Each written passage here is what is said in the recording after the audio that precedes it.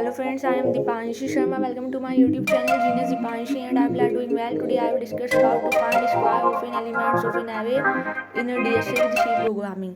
So how to find a square of any number? So firstly we multiplied itself number, means 2 का square 4, 5 का square 25 means number itself multiplied, that is called the square.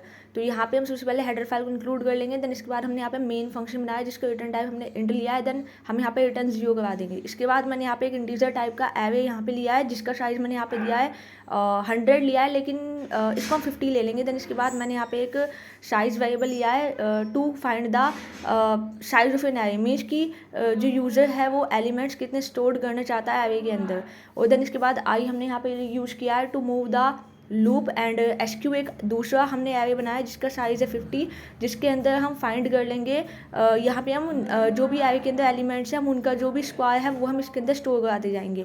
तो हमने यहाँ पे सबसे पहले user से पूछा कि enter the size of an array. इसके अंदर वो वैल्यू स्टोर होएगी. सपोज यूज़र ने दिया 10, तो उसका मीनिंग क्या है कि एरे का साइज है 50, तो मतलब 10 एलिमेंट्स यूज़र स्टोर करना चाहता है. इससे हमें ये पता लग जाएगा. देन स्कैनर फंक्शन की हेल्प से हमने यहाँ पे परसेंटाइल d स्पेसिफाई यूज़ किया और हमने यहाँ पे एड्रेस ऑपरेटर की हेल्प से एड्रेस ऑफ साइज हमने यहाँ पर ले लिया. इसके बाद हम यहाँ पे यूज़र से कहेंगे एंटर परसेंटाइल डी एलिमेंट्स. अब यहाँ पे परसेंटाइल डी की जगह पे क्या आएगा, यहाँ पे आएगा साइज. अब जो साइज हमें यूज़र ने दिया है उससे हमें ये पता लग गया है कि हमें कितने एलिमेंट्स यहाँ पे स्टोर करवाने हैं. तो हम यूज़र से फिर ये कहेंगे कि एंटर 5 एलिमेंट्स या एंटर 10 एलिमेंट्स, जो भी यूज़र की वैल्यू दी हुई है साइज के अंदर उसके अकॉर्डिंग हम यहाँ पे इसको प्रिंट करवा लेंगे. अब हम यहाँ पे लूप स्टार्ट करेंगे i = 0, I less than size and I increment to 1. And in this loop we use the scanf function, and in this scanf function we used percentile d and address of array of I. यहाँ पे हमारा user के through हमारे array के अंदर elements stored होंगे और इसी लूप के अंदर हम स्क्वायर भी फाइंड कर लेंगे. तो स्क्वायर के लिए हमारे पास एक एरे था एसक्यू. तो एसक्यू के अंदर हमने यहाँ पे साइज की जगह पे पास करा आई.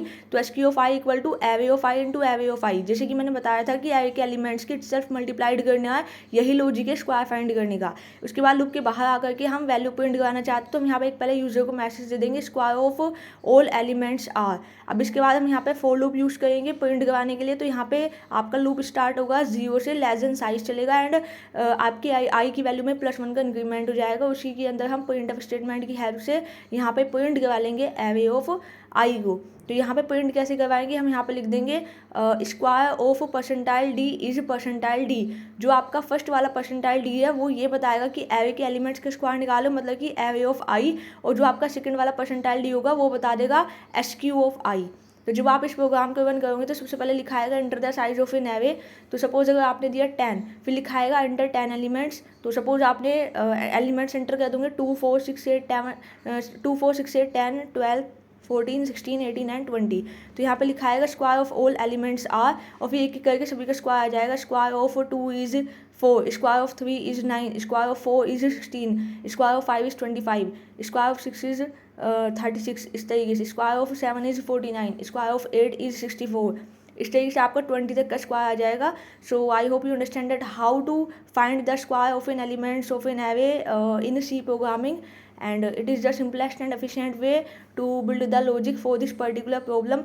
And if you have any doubts, any concern or any question regarding this query, then you can text me in a comment, and I am available for you in a comment section. And stay tuned for new upcoming videos related to C programming with DSA. And thank you so much. Like, share and subscribe to my YouTube channel Genius Dipanshi, and thank you for watching. And if you have any doubts you can ask me. Thank you for your appreciation, support and the love that you given to me. Have a great day.